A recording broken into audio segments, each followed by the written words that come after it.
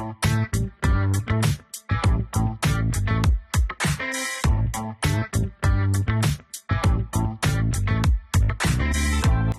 to Running on Ice, the coolest community in freight. I'm your host, Mary O'Connell, bringing you the latest tech updates, warehouse news, and everything happening in the cold chain world. Not only is there the coolest show in freight, but there is Running on Ice, the newsletter that could not be colder. You can subscribe to that on freightwaves.com/runningonIce. Before we get into our guest interview, let's get into some headlines. China has developed space refrigerators that are game-changing for vaccine distribution. These refrigerators are specifically designed for space, the final frontier. These fridges have to be lighter than the ones in homes and able to withstand the pressure and vibrations that come with launching an actual spaceship. While it's not always required for space travel, these fridges have been snatched up to be used in the handling of medical devices and food supply chains to help get temperature-sensitive products where they need to be with less effort and less packaging.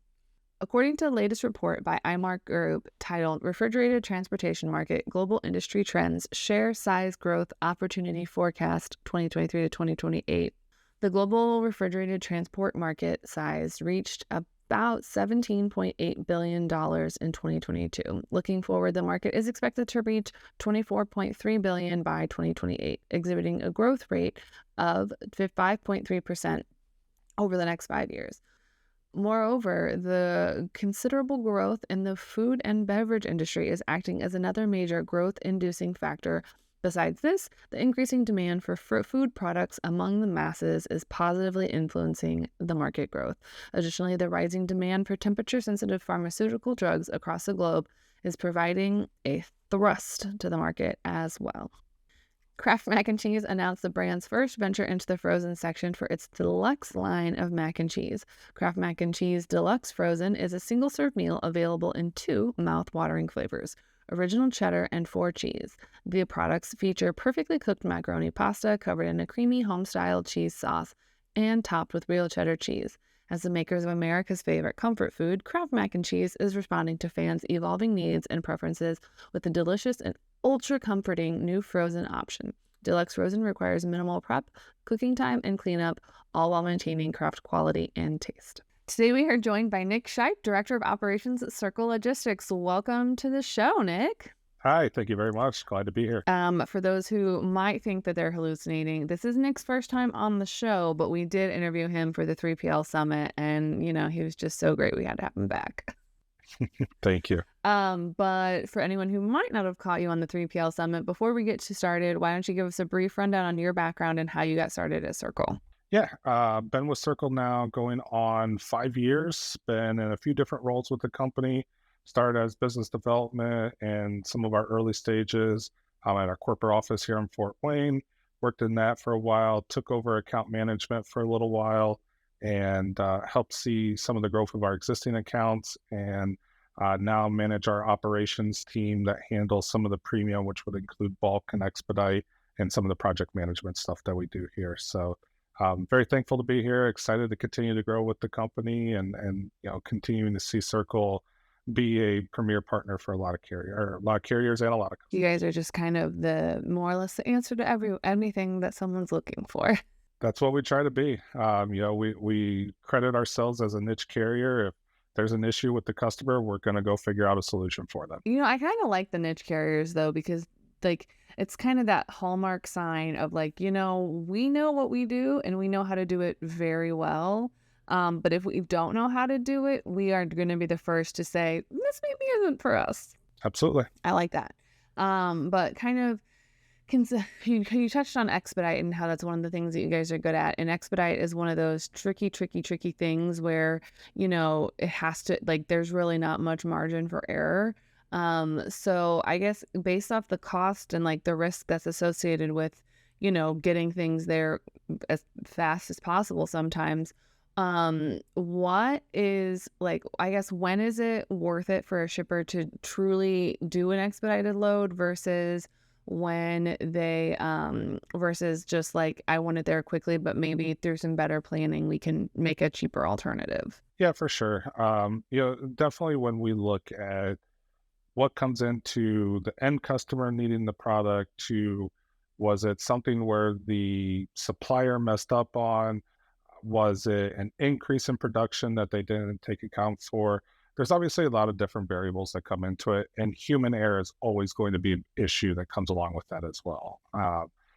Unfortunately, planning does become a large part of this, and production doesn't always go as the black and white, read it by the line that it's supposed to be. And so there are certainly ways that customers have looked at, hey, we've got to reduce costs in the expedite side, and there are other times where the customer just literally does not care. It's keeping their line open, and it's moving it forward. So, it is a definitely a very stressful side of the business. It's not your dedicated planned work.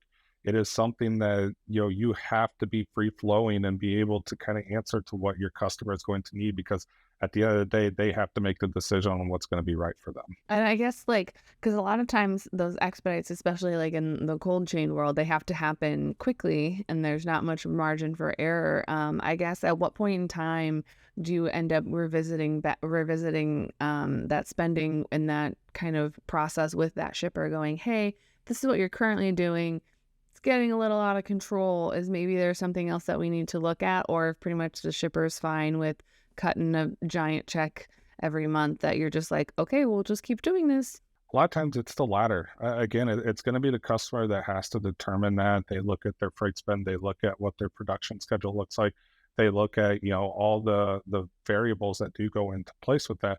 We do try to provide good feedback to the customer and saying, hey, we've noticed that maybe this shipment's coming up from the Southwest here, and it's been a truckload shipment, but can we reduce it to an LTL shipment that's expedited and it saves a significant amount. There are some times that the customer doesn't always have the visibility of what's being shipped from, those suppliers as well. And so, we do try to work within our customers' needs and what they need overall. But again, if they say do it, we do it. I mean, if the customer is always right, but if they're just like, yeah, I'm totally fine spending an obscene amount of money on my freight spend versus actually fixing any problems internally, then I guess you're just like, okay, cool, we'll keep getting those trucks for you. Yeah. Again, I don't think it's anything that can absolutely go away, just because of planning's never going to be perfect. And so when planning's not perfect, you're going to have this, or you're going to have up.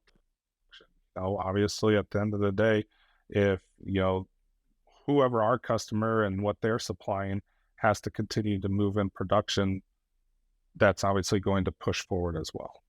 Yeah, you kind of, I mean, nothing in supply chain ever really goes exactly to plan, so why should we ever assume that it will? But I guess when it comes to like, going out and prospecting and finding some new customers, as I'm sure everyone's doing right now, there's nothing we love more than a down market trying to get new customers. What do you guys what's your secret sauce for going out and like maybe those first two touches with a customer that's brand new and you're trying to bring them on?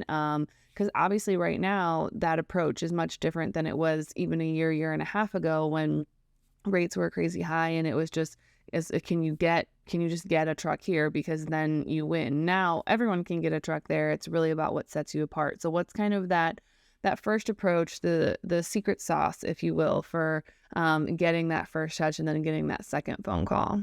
It's never going to happen the first or the second time in sales. Wish it would, right? And make our life a lot easier. It's, typically the seventh, eighth, ninth, 10th time that you touched base with that customer.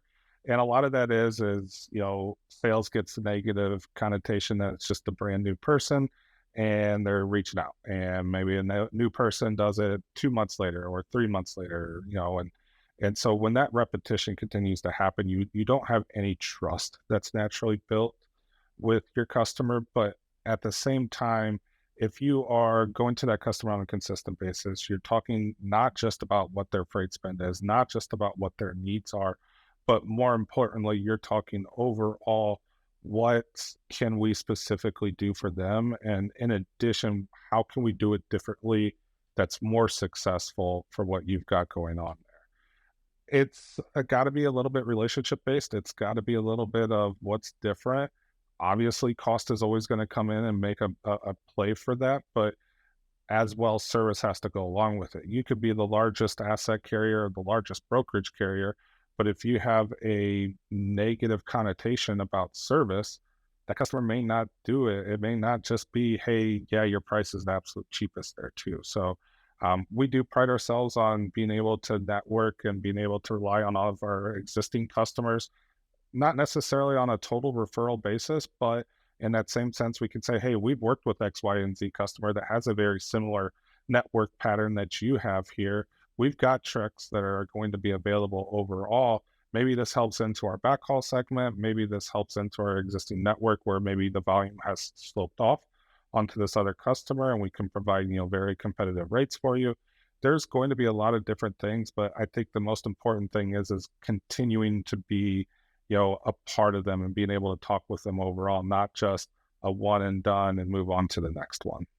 I like that. It's kind of that, the word of mouth, but on steroids a little bit, where you're like, yeah, like we're really good at what we do. And, you're like someone else that has similar freight profiles. We're already crushing it. I also feel like that's something that a lot of, 3PLs or logistics or any kind of intermediaries are really they kind of struggle with saying like, yeah, we're already doing this, here's a reference, go ahead and call this customer, and they'll say, here you go, this is like, they'll give you the honest opinion of what it's like working with us. And I feel like that's something that is kind of underutilized a little bit, because I mean, we want it from some newer carriers, like the carriers that maybe have less than 3 to 6 months of authority. You would be expecting a reference of like, yes, this is a legitimate carrier, it's not a shady one.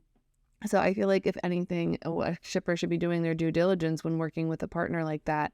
But also, it really does kind of already set that tone when you're like, we already specialize in moving this type of equipment, so, or this type of goods or anything like that. So we should be good from there. So I really like that you guys kind of double down on that niche that you have and say like, yeah, we're pretty much already crushing it. So if you would like to join the cool team, come on. Absolutely. The luckiest thing we can have is having a logistics or procurement manager leave from one company, go to the other, and be able to say, hey, we were already doing this for you. They then become obviously our spokesperson within the company there too. So that's always a home run when we look at it that side. But outside of that, yeah, it definitely is. If we can, look and say we've done this type of freight, whether it be bulk, whether it be expedite, whether it be project management, whether it be, reefer style, uh, if we could say we've done this for this company and it has a natural footprint, it does help us get into the door a little easier. We still have to gain that trust and be able to provide value to the customer. That's where you can kind of be like like when you're in the door and you're like, I know a really quick way to build some trust. Just give me one load, and we will crush it. This one load. And then, because I feel like that's kind of the easiest way to build that trust is, following through and delivering on what you say that you're going to do. And I think that's just the fastest way to do it, because I mean, you're just putting your money where your mouth is pretty much. Like, yeah, we know how to do it. We know how to do this. Absolutely. So I guess, how do you highlight some of these? Because, when you approach a temperature controlled shipper or something like that, or a shipper that needs reefer units, how do you kind of highlight like the fact that, they won't have to worry about, something losing temperature or something going outside of zone, or kind of how do you highlight those advantages that you guys have when it comes to reassuring a shipper that, is taking that chance and maybe is trying to put their trust in you guys for the first time? Like, when it comes to some of that, how do you kind of highlight those extra needs that shipment might have? As simple as it is, a lot of these shipping managers, procurement managers, logistics managers for these companies are not dumb. A lot of it comes down to the verbiage that you are using with that customer as well. If, you're speaking their language, they're naturally going to understand, hey, this is what's going on, right? They know that whether the temperature needs to be this, or if it needs to be an insulated bulk tanker, or if, the specifics to the hookups that you need, or the type of expedite that it's going to need. When you talk about those things and you can talk, with an educated mindset to them, they have that natural trust that comes along with it. Obviously, as we said before, nothing is perfect. There are going to be issues, and sharing some of those issues. Hey, we had this type of issue that went down. We had to go and, if it was a bulk shipment in and, it got laid over for 2 or 3 days, and they found out that we found the steam unit and made sure that the product, whether it be, vegetable oil or anything like that, was brought back to temperature. they're going to say, yeah, we've gone through that. That stinks. We know exactly what you're talking about. We know the cost that occurs, everything like that.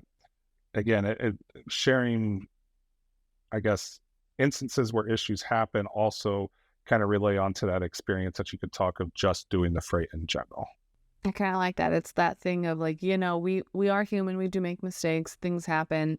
We're not afraid to admit any mistakes that we've made, but also, we know how to fix them because, who hasn't had a shipment of chicken show up that should have been raw and is completely frozen with a pitchfork sticking out of the side of it. So on the flip side, this kind of goes into it a little bit, but you've got that new customer, they're all on board, things are going well. They're happy with their service. We've had a couple hiccups, but nothing crazy, because heaven forbid anything go seamlessly. What else do you guys do to kind of maintain that relationship and build it and say, like, hey, just because we landed you doesn't mean we're going to stop working to keep and earn your business, because it's always that strong push in the beginning of like, look, this is great, it's flawless, but then a year or two later, everybody's like, hey, I'm still here, like I exist, like, are we still cool? So how do you kind of maintain that relationship outside of, just continuing to deliver on service or meeting the shippers, requirements? Is there any kind of extra special secret that you have to that? We try to build obviously more than just a transactional relationship with our customers. Now, we can't do it with every single customer, but we do try to build that communication outside of A to B, and everything went effective for itself. There are customers that we do an annual sponsorship into maybe something that they are very passionate about, whether it's a diabetes golf outing that we're doing, or if it's a conference that they consistently go to. We're trying to make sure that we're in front of them outside of the phone call. Hey, pick up the shipment. Hey, here's the tender, and go forward with it. That helps us not only keep in good gracious with them, but we also look at different avenues of where that customer is. A lot of times when we get into with a customer, it's one specific area, whether it's truckload, whether it's reefer, whether it's bulk, whether it's expedite, project management, whatever it may be for them. We get into that one area, and then now year 2, 3, 4, 5, 6, and with that customer, as we continue to have conversations with them, as we continue to be in front of them, as we continue to visit them, we're saying, what else do we have? We understand you do $100 million in freight spend, and we're maybe 0.5% of that. We know that there are other segments that we could potentially help with. Here's what we've done so far for you. Now let's move it and transition into a different sector that we can also assist with.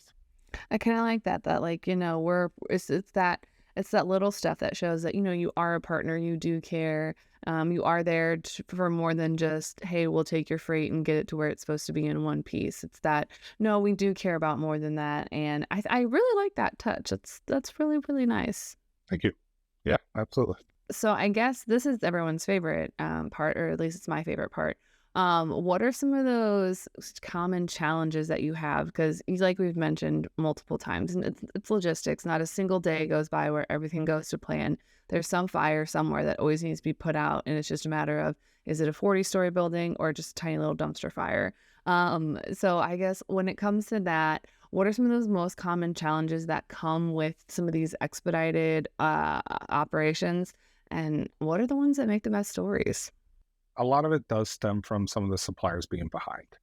And, when it comes to a supplier being behind, it's also trying to figure out what's going to be the best avenue to get it there as quickly as possible. And obviously the suppliers are doing their absolute best to make sure that they can push forward and meet the demands of the end customer. That's not always on the same time frame as the end customer that happens. So we have definitely had some very interesting ones.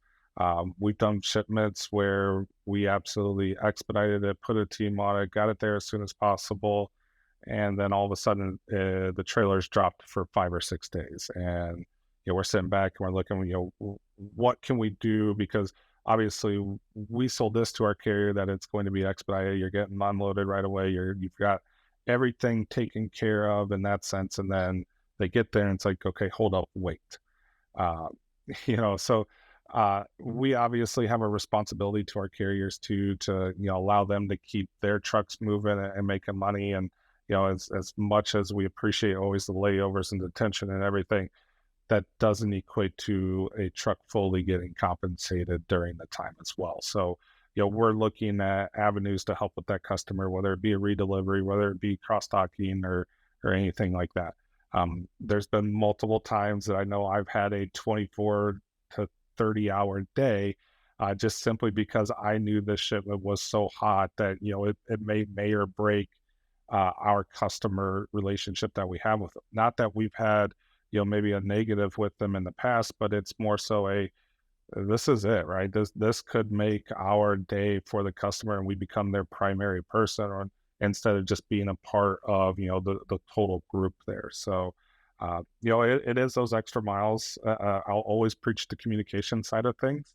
If there are issues, a lot of times people try to hide those issues, or they'll try to fix it and then come back and say, hey, we've got this taken care of for you. This happened before. And they're like, well, we didn't even know about this. Is it going to affect? So, again, if we want to continue the communication side of things, I think that's going to help out with our customer. But we've definitely ran into ones where we also have to, shut the truck down midway and, have to find a spot to charter it, to make the end meet, to make sure the customer isn't down for hours at a time either.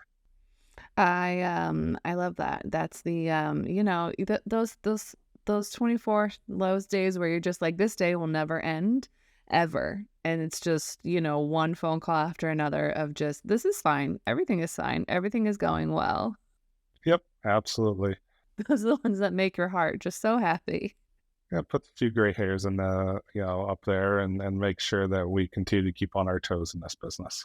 Exactly. Also, you touched on one of my favorite things. It's 2023. Let's stop hiding things from our shippers. Like, let's just stop. Let's stop. Let's just open those communications, and because they're always going to find out. They are always going to find out. So it's 2023. Let's just stop that. Let's stop it.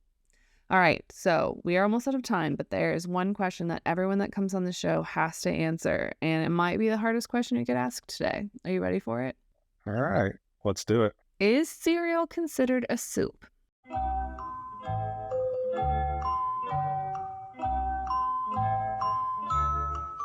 Wow, that's a tough one there.